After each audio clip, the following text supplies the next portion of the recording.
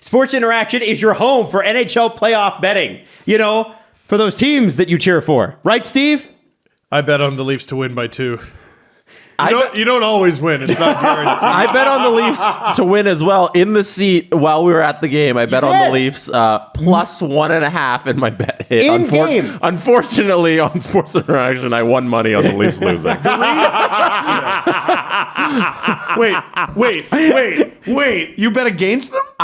No. I bet them to win, but I got plus 1.5 goals. Oh. So I live bet. I love live betting the Leafs when they're down, and I did it when they're down 1-0 on sportsinteraction.com, and I won, but the Leafs lost. So Sports Interaction, you already know, it's Canada's sports book with the most competitive odds. Sports Interaction makes it easy to deposit, easy to play, easy to cash out. Kind of like what Jesse did. Join now and see all the sports betting has to offer. Head to sportsinteraction.com/SDPN. That's sportsinteraction.com/SDPN, which is what Jesse did mid-game. 19 plus. Please play responsibly. Okay, so tell us. Which is not to say there isn't reason for hope, but I'll let you guys decide if there's hope. Okay. I'm not here to sell any hope, I guess, is what I'm thinking. I like that because there's been years where CJ has come on and he said there's going to be major changes, and there were. There's been years where it's like, well, there's COVID, we don't know, and we didn't. And now it's sort of murky, right? Because this is a 115-point team. Yeah. Hard to argue with 115 points in the regular season. But unfortunately, in a results-based business, if you're getting the same result, people do expect change. And so you talk to Shanny, you talk to Dubas, you talk to the players. What's your sense of yesterday and where the organization is right now? Well, they don't see it as the same result. Like, it's the same ending in that there isn't a series victory. They're not playing games as round 2 opens right now. But they do really believe the way they lost, the season they had, the way individuals performed makes this different.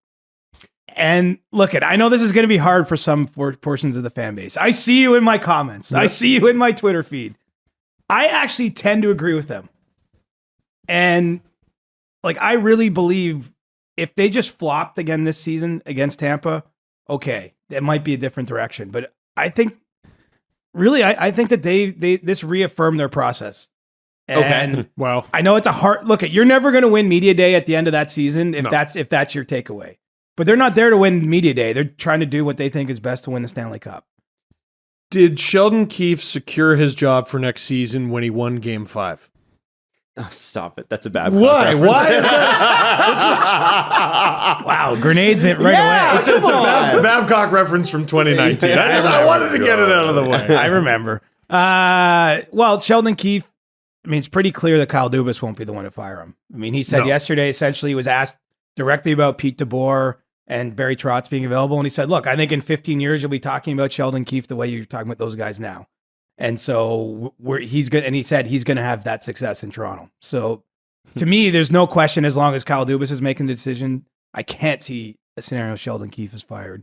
Okay. And it's not just because they're old buddies. Like, I mean, it's like, that's not just a statement like, hey, I like him. We've had success in the past. That's like, this guy's going to, I mean, he's had a ton of regular season success. His record's ridiculous. Yeah, it's crazy. Like, it is hard to argue that he wouldn't have that trajectory. And other coaches, it took Barry Trotz. Like, if you remember, his rep in Nashville was he could never get his team over the hump. Mm-hmm. I don't think it's a ridiculous position to take, but there are people out there that want blood, right? Like, somebody wants something. Give me the GM, give me the head coach, give me one of these core four. Like, there's got to be something different. And my read is that none of those things are going to be changed, come October. The silence there was golden. I don't. Yeah. Are we? I thought you were going to continue to be. Are we? My bad. I'm not surprised. Yeah. B, I think they're right. It was a different Game 7 loss than Montreal, because Montreal was not just a Game 7 loss. It was a Game 5, 6, and 7 loss. Yeah. And Games 5 and 6 where they fell behind. I know they fell behind this time too and won Game 5, but like they were down 3-0. Yeah. 3-0, 2-0. And it was an inferior opponent. I think that's really what it comes down to. Yeah, you're playing the 5th best team versus, at least in the regular season, versus the 18th best team, which is what Montreal was. And I think, the way they lost in the 2 series against Boston and then Columbus, where it didn't seem like the team was skidding already with the David Ayres game, and that was pretty clear. But then when they came back, it was sort of like, do we really want to be here? That's what it felt like watching the the 2020 Leafs. And then 2021, you know, you lose Tavares, Danault shuts you down, sure, but you still win three games in 4. And so is the management, because here's what I want to get a sense of. I know that there are Leaf fans that want to blow it all up. I know there are Leaf fans that want to run it back. I'm in the second camp. I think you run it back. But I want to know what this management group actually thinks, because to me, the way they set it up, we watched the press conference yesterday. Jess, you were saying that you watched the whole half an hour thing, and Dubas was like filibustering, talking about all the prospects in the system. Yeah, it's like, okay, there's a 7-minute period in there where we're just talking about the prospects, and he runs down all of them in the system. like the Leafs Nation, Bobby McMahon. And like Pontus Holmberg. I'm like, I don't think they're going to put this part in the sun. Yeah. I was like, I don't need this. like the Leafs Nation writes about all these guys. I know who they are. Like we don't need to jump into that. But what I do really want to know is, did they set themselves up for something this summer by not saying anything at all? Because if Kyle Dubas comes out yesterday and says there's going to be major changes, well, you've now just automatically lowered the trade value of all your players, right? Yes. Or you've put Unnecessary pressure. right, because I think the reality is, like, look, they probably would trade someone like William Nylander if they were getting something back that made sense. But I don't think any of us can say, even as great a season as Nylander had, that trade is out there. Like, this is my issue with like talk radio, and I'm going on there, and like they're always just like, I've never heard of it. Let's get rid of a guy, and I'm like, okay, fair. Like, I'm not saying anyone should really be untouchable, except for a couple obvious exceptions. But what are you getting back? And then we can have a real conversation. And so I think it would be insane of him to say, yeah, we're going to trade one of our top players, because he doesn't know what the returns are. And the returns are not going to get it any better if the teams he's dealing with know he's already boxed himself in that corner.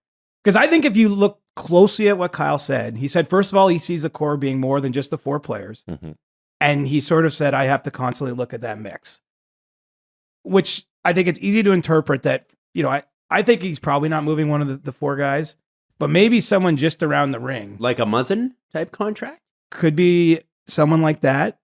I mean, I'm trying to think who else might fit. Like, I don't know. Do we count Alex Kerfoot in that group? Maybe not. I think Brody? Tough to move Brody. How are they moving Brody? Right. Well, Because he's good. I'm not saying they should. I'm just trying to figure out who's in the Who's the extended core? the rings of Saturn. Right. Well, it's a little less clear, right? Because like if we go back to last season, it was pretty clear at that point. Like Zach Hyman and Frederik Andersen were in that group. They've both been longtime Leafs. They were part of sort of the when there's leadership meetings behind the scenes, they were part of it. I'm a little less clear, but I think Muzzin is definitely in that tier. And this is not at all to say Jake Muzzin will definitely be traded, but I think it's something you have to look at if you can make the move, just because of, his age, the miles on the chassis, the $5.6 million cap hit, the need to maybe shift some things around. I mean, even to create a spot for Rasmus Sandin to have more of a regular spot in the lineup. I mean, if you have Brody, Riley, Muzzin, like at some point you need to create room for these guys to play. I think Justin Hall, could potentially be moved too, because the same argument for Timothy Liljegren that time has come. Both Sandin and Liljegren need new deals too. So you're going to be paying them a little bit more, and I think you have to give them opportunity to come in. And so I think, Adam, to go back to your original point, I think he left open a window there that if something big and a little bit unexpected happens, he didn't box himself in with his comments. It's not going to be like he lied or he misdirected us. I think he was very careful how he positioned the questions about the core.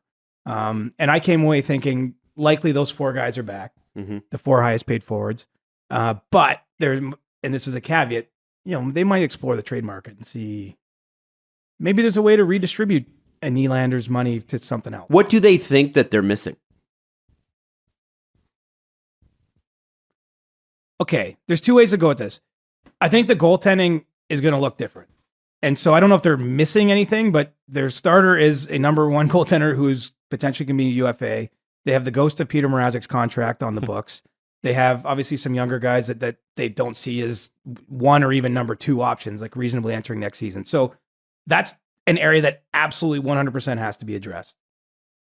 I don't know that they think that they're missing too many key elements. Maybe a little bit of meanness, like just a small element of that. And I'm not talking about guys that are going to go out there and fight 15 times a year, or, I look at the way Tampa plays. Like that to me was one small difference in the series. Like, first of all, their blue line is pretty mean and big. Like you might Yeah. go in their corner and you might even win the puck battle, but like Eric Chernak is going to remind you that you went in his corner in some way. And like, in some degrees, like Muzzin can be like that. Obviously, Labushkin brought some of that element. So I could see them looking for functional players that make you feel it a little bit more, that can play in the hard games. But I don't actually think that they feel they're missing all that much. I mean, that's part of the filibustering. I mean, when you get 115 points, that isn't an accident. Right. Honestly. No, it's not. Yeah.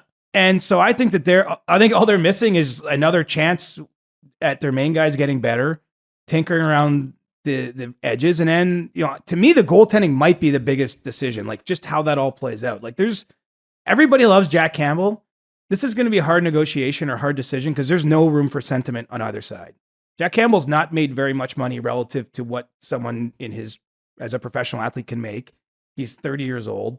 So he's going to have to make an important business decision. And I don't think they can probably pay him what the market might pay him. And so if you let him walk out the door, which I think is a distinct possibility, like how are you replacing that? What are you doing with Mrazek's contract? Do you think Mrazek can play? After this season where he missed, 3 separate times with injury, can you actually bring him back and hope he's something? I mean, it's going to be a bit of a dice. I mean, goaltending is a dice roll generally, but I feel like they got a couple die there and they're like, "Ooh, how's this going to go?" Big summer, man. And I don't know how many doors we want to open, but next year really matters. Like, I know we say that every season, like this year is the year they have to win. Like next year at this time, when we're doing this decompression of the Leaf season, we're going to be talking about Austin Matthews, will he or won't he sign a contract extension on July 1st.